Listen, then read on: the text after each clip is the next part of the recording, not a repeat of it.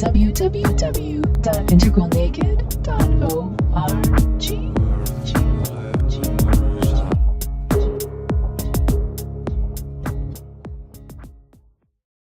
What can an individual do to help with this transformation, of course, in themselves, and then, but also how can that have an impact on those around and on the world? And it really does come down to just that, tending your own home. And it is something that it sounds simple to say it, whether it's just like, I need to do my meditation, I need to not necessarily write books, but you can certainly read some of them. Although writing is an extraordinary discipline itself. But in terms of actually transforming consciousness in the very specific sense of, by any scale of measurement that we have for vertical development, then transformation is defined as any move upward, any vertical move of at least one stage. And it's very, very hard to get adults to transform based on those criteria. Now, state transformation, having a peak experience or some meditative states, these can be trained. And they do have a very, very profound impact on psychology. We'll talk about the differences a little bit between structures of consciousness and states of consciousness, because these are two very, very big breakthrough understandings, really, that we've had in just the last 5 or 10 years. And it's clarified enormously what's going on when people grow. And we'll talk about that in a minute, but I want to try to just address this gentleman's question. And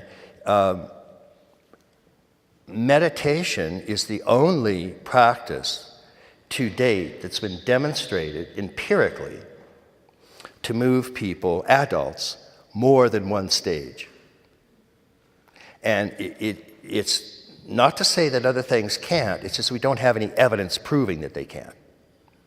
So studies haven't been done, but studies have been done on a lot of things, including psychoanalysis, hatha yoga, types of role-playing, all sorts of therapeutic interventions. And in terms of getting people to still move vertically, it's very hard to do in an adult. The psyche is very plastic until about age 20. And most human beings will have gone through 5 or 6 huge transformations by the time they're a young adult. And you can call these stages by any number of names. Gene Gebser's names are still some of the most self-explanatory. And that is archaic to magic to mythic to rational to pluralistic to integral, and then super integral, any higher stages. Most adults have gone through 5 or 6 of those. Very, very profound. But then something starts happening in terms of like your capacity for transformation, and then sometime in the 20s, it just settles into, in a sense, a rut. Now, it's not necessarily a bad thing. It could, because if you believe in reincarnation, for example, then the theory is what's happened is you were born, let's say if last time in your life you got up to magic, just to use a simplistic example, then this time you're born, you're going to sort of go through those stages fairly quickly without any problem, and then your challenge will be to move into mythic and rational structures. So that's what would happen in your adult life, is you would settle into the next, more or less, level or wave that you're to work on, and kind of stick with that for a while. We would like, of course, to also be able to accelerate that transformation, though, and not just have adults get into a rut. So there's a series of types of practice that Westerners have engaged in the last 2 decades. And the generic name was integral transformative practice. And that meant take all of the things that we know of that help people transform and put them all in one practice. It's just sort of like the kitchen sink. Throw the kitchen sink at it, come up with at least a dozen good practices that people can do if you're really serious about transforming. And Mike Murphy and George Leonard and I created one of the first versions, and it's still one of the ones that they are using, and I highly recommend it. And it is just ITP, Integral Transformative Practice. You can Google it, find websites for it. At Integral Institute, we felt that we agreed with that, but we wanted a little broader approach as well. So our version of this is called Integral Life Practice. And as far as we can tell, these are the most effective practices that can help people transform. So my recommendation, if you want to do that, is take up Integral Transformative Practice, take up Integral Life Practice. For us, we have 4 or 5 core modules. There's a cognitive module, there's shadow work, there's spiritual module, there's body work, including gross, subtle, and causal bodies. So you work out all 3 of those. Shadow work is extremely important, and we have a very effective form of reintegrating your repressed shadow. And it's called a 3-2-1 process, and it works really well. So I don't mean to throw a pitch for one of our products, but Integral Life Practice, we actually have a starter kit that you can get, and it has the whole thing. It's sort of like you get your sourdough yeast, and you get to kind of start that. But people are very happy with it so far. We keep getting feedback and making sure that we keep this thing right up to date. So I would recommend that. I'd recommend Murphy and Leonard. And a cornerstone to all of them is meditation. But that can be contemplative prayer, it can be centering prayer. The fundamental rule of transformation is the subject of one stage becomes the object of the subject of the next stage. And this is a fundamental rule we find in meditation. We find it in growth practices. We find it in state of consciousness transformations. And what happens is you are identified, you have a subjective identity, something that you call yourself. And that seems to be the subject that you call yourself, seems to be a real subject. And a subject is defined as that which is aware of an object. But if you actually look at yourself, get a good sense of yourself, feel yourself, it's not a subject, it's an object. You're looking at an object. So what you call yourself, the thing that you're aware of, that's not who you really are. Everything you know about yourself as an object is actually exactly what you are not.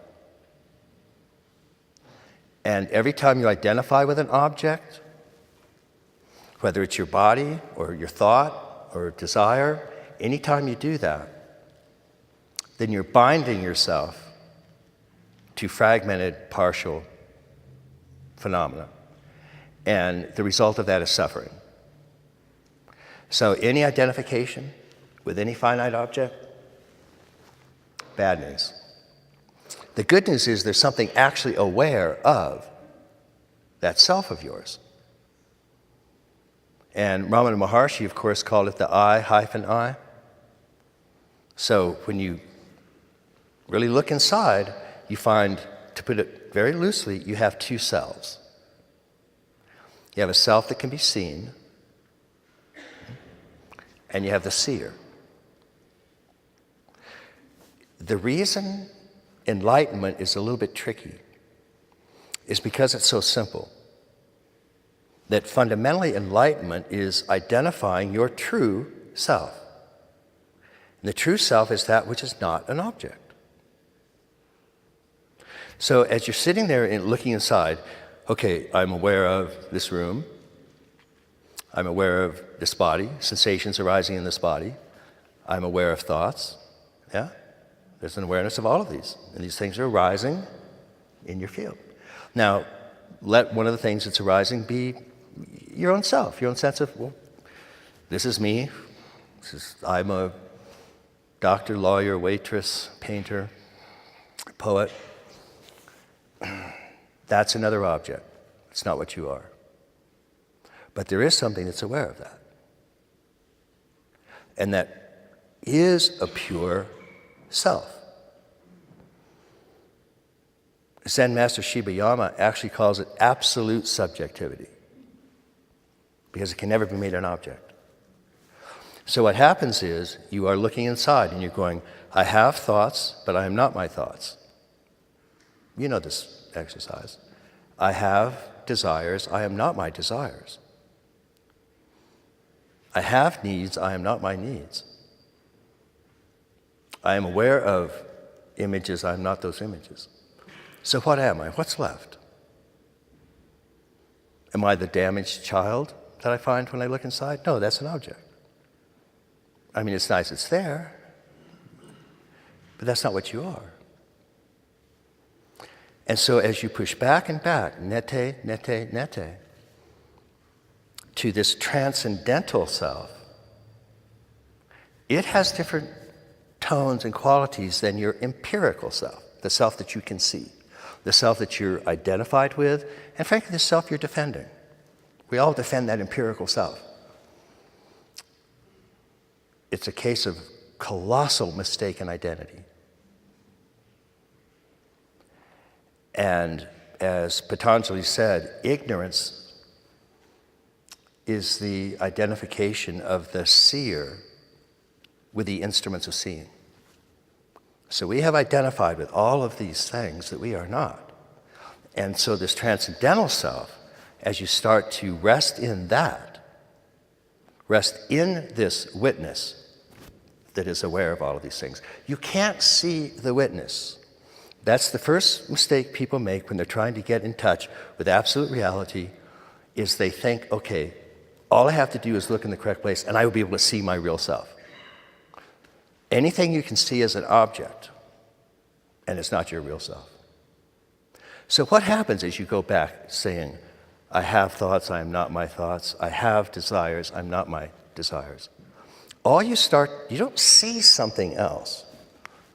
Generally what happens is you start to just get a feeling of freedom, of release from these things that you're identified with and that you thought was your real self. Fundamentally, every major wisdom tradition wants you to move from an identification with finite, phenomenal events and identify instead with this transcendental openness. And the transcendental self, incidentally, of course, doesn't have any qualities. It's vast emptiness, vast openness. And you experience this emptiness and openness because it's the space in which everything is arising right now. And that is your awareness. So that shift from being identified with a small self to being identified with the transcendental self, or from small mind to big mind, is the fundamental awakening process. And there are any number of ways you can do it. The transcendental self is timeless, lives in the now. So Eckhart would write his whole recent book on the power of now, and that's just one way to focus on it. That's fine, works for some people. But fundamentally, it's waking up to this pure self. And this pure self is uniformly held to be nothing other than God. God is pure subject in you. God is the witness in you. God is the ray of consciousness in you that's unbroken. And that switch from an identity with a small, finite self that's going to stay here, get bruised, get tortured, and die, sort of the first noble truth, to this original face that you had before your parents were born. And this sense of freedom and openness that you might have as you're sort of disidentifying with these lesser things that you are not. That sense of vast openness and the sense of its presence. Some people relate to you with a simple phrase I used earlier, which is I am, or I amness. And you have a sense of I amness right now. The thing to notice about that is it's the only thing in your awareness that's always constant. So if you try to remember what was actually in your awareness 10 hours ago,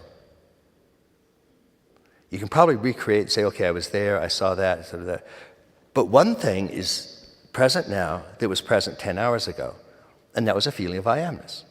Whatever you were doing back then, there was still a sense of I amness. You could still have recognized that. 5 years ago, no matter what was happening, there is still this sense of I amness. And not because it's an eternal, unchanging self, but because it's vast emptiness and openness, doesn't enter the stream of time, and therefore is always ever present. And again, it's a radical shift, because we're not talking about just sort of, I'm aware of I amness now. Anybody who's aware of existing in this room, you're fine, you've got it. You can't get I amness wrong. It's just very straightforward. That I amness is, you can keep pushing it back. It's the same I amness you had 10 years ago. It's the same I amness you had 100 years ago.